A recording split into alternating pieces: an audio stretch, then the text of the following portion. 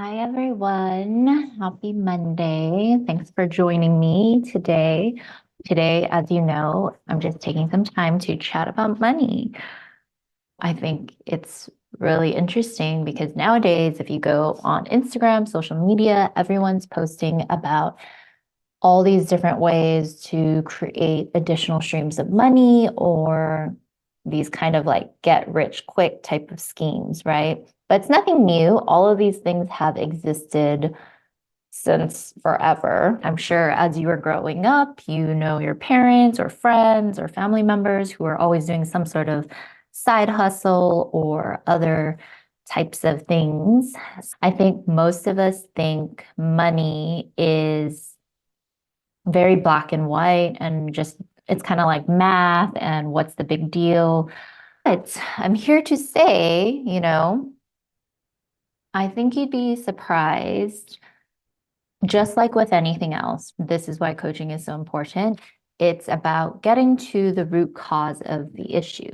So if you feel like money stresses you out, or you are constantly under earning or overspending, or you're always chasing the next thing, and you just can't seem to save enough money or earn enough money, or whatever it is around money that is bringing up such stress and anxiety and it triggers you, let's get to the bottom of that. So I think I want to just do this like Monday check-in where I kind of teach a little bit and then we talk a little bit about, what comes up.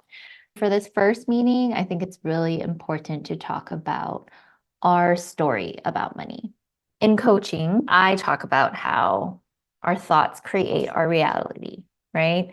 So it's really important to get curious and to see what are we thinking about money?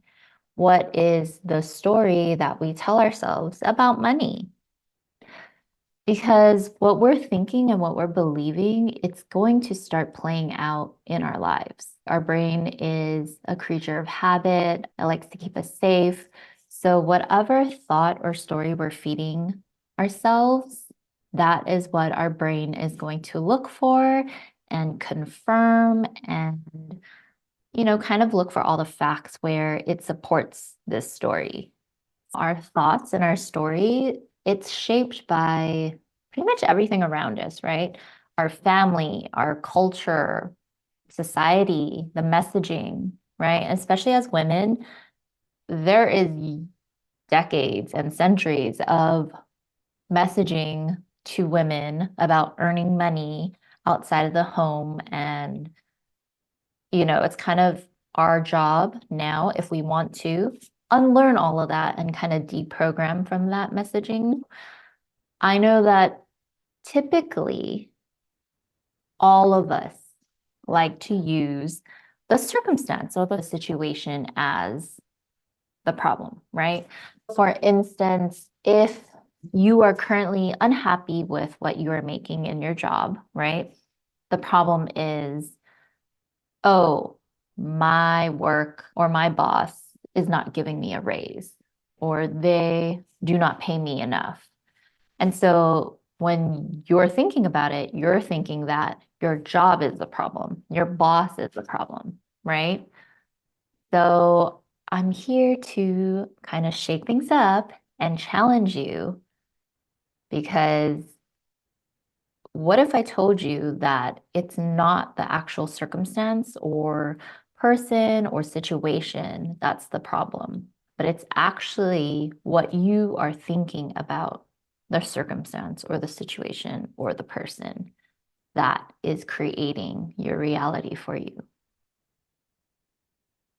I mean, this is the thing. I think we always think of money as we don't have enough, we never have enough, or we're the opposite, where once it comes in, we're spending. And so I know it's kind of like dieting or weight loss, right? You know that there's a new diet every month, every day, right? There's a new strategy to losing weight and keeping it off. So it's kind of the same thing about money.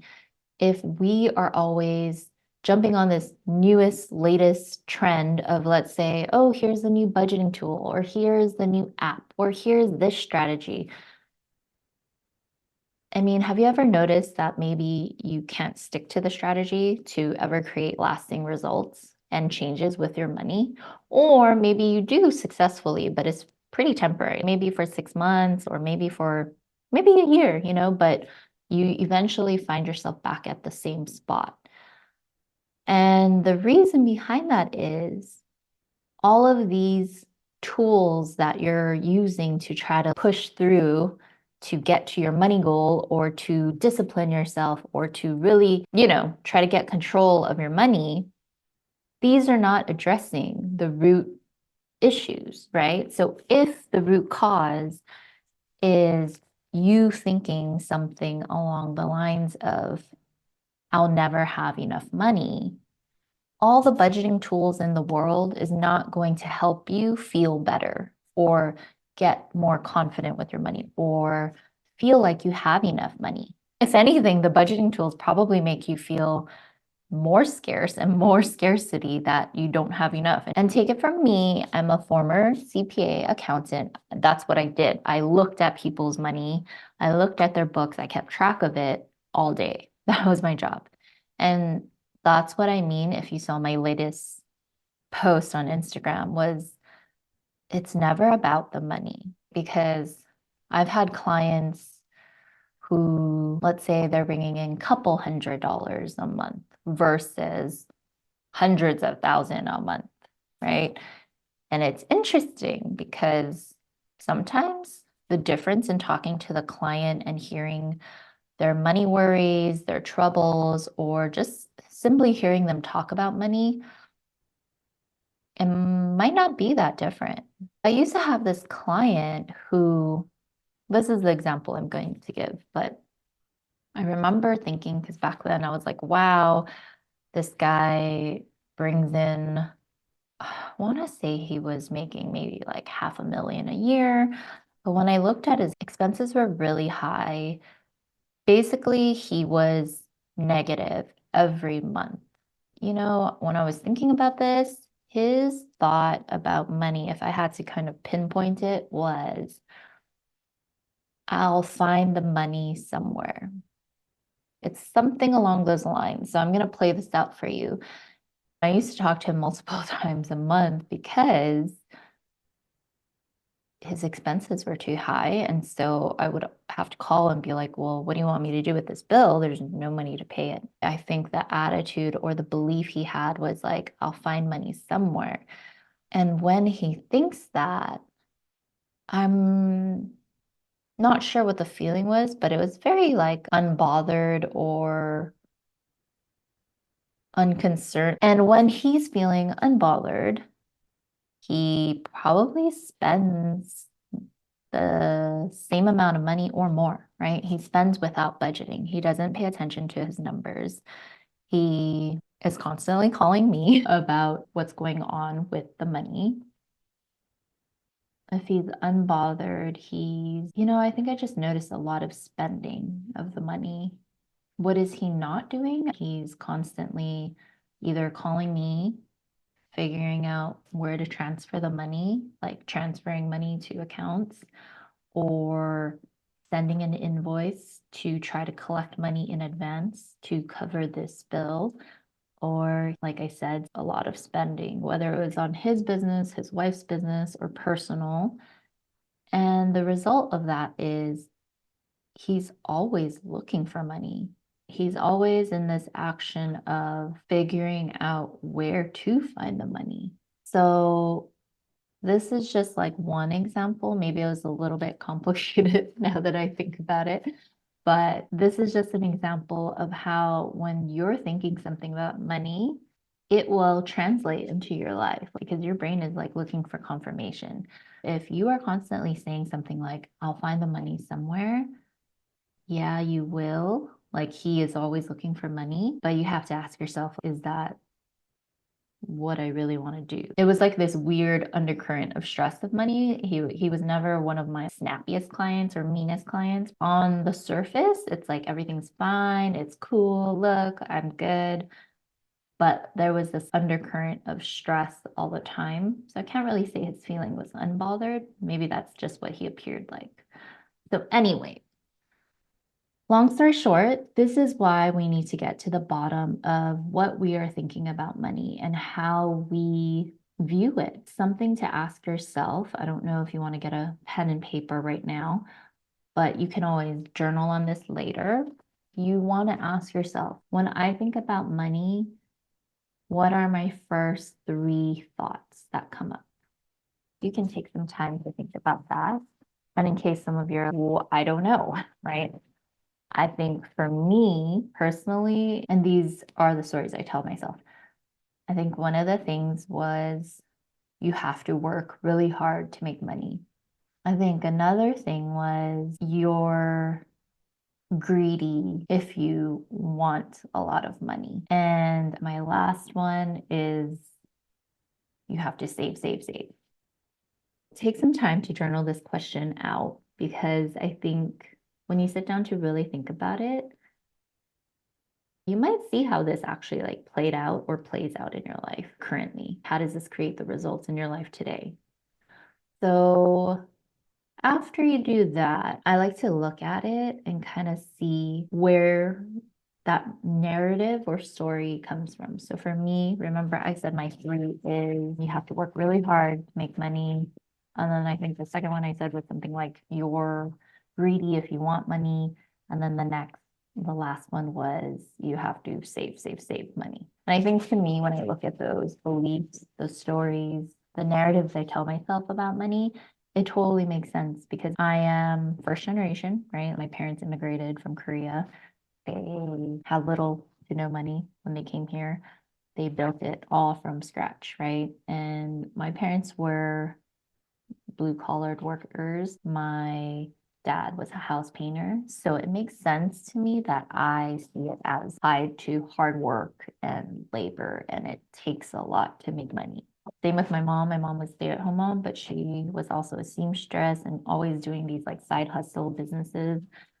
And I would see her after she put us to bed, or when I'd wake up in the middle of the night or whatever, I'd go downstairs and she'd be like sewing dresses in her garage. So to me, when I see this, it makes sense that that's the story I took away, right? That it's really, you have to work really hard to make money. And then the next thing is, growing up in church and whatnot, and being a woman. I think I can't even say where this messaging comes from, but it does feel very like gender roles and cultural and a lot baked into it. The whole you're greedy if you want money, right? Because I think as a woman, as an Asian woman, I think you're kind of taught to be the caretaker, be a mother, be a daughter, be a sister, but it's never this message of you can go out and make money for your family. So I could see how that would be a narrative. And then the save, save, save is just because, yeah, I'm the child of immigrants and, money represents safety and security for them. And I think the idea is you don't want to lose it. So you want to hold on to it and you want to save it. So that makes sense, right? So yeah, getting curious about what is your story about money, maybe where does it come from? Because that kind of will help you uncover the other little stories that you hold about money. Just that awareness alone might open your eyes a little to see like how that's creating something in your life right now.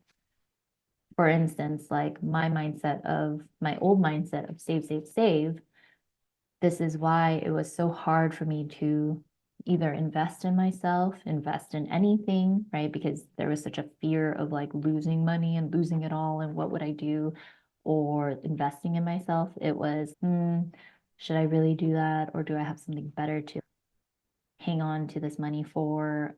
Just this idea of there's never enough because just in case. All that being said, I think another exercise to do is I know you're like, okay, well, I'm just looking at what I'm thinking, but get curious, become aware, and see how that pops up for you during your week when you're spending money, when you're looking at your money. Yeah, I think our next chat, we can talk more about what did you notice, right? Like what came up for you when you found yourself thinking this thought or this story? And how is it showing up for you in your life? But anyways, if there are any questions, I'll stay on for a few more minutes. But, I'm going to do these money chats every Monday, and feel free to make it, because basically if you make it live, then there will be a Q&A section and I can coach you live, right?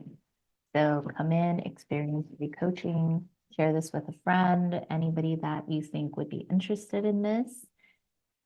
And I hope to see you guys next week. All right. See you guys later. Bye.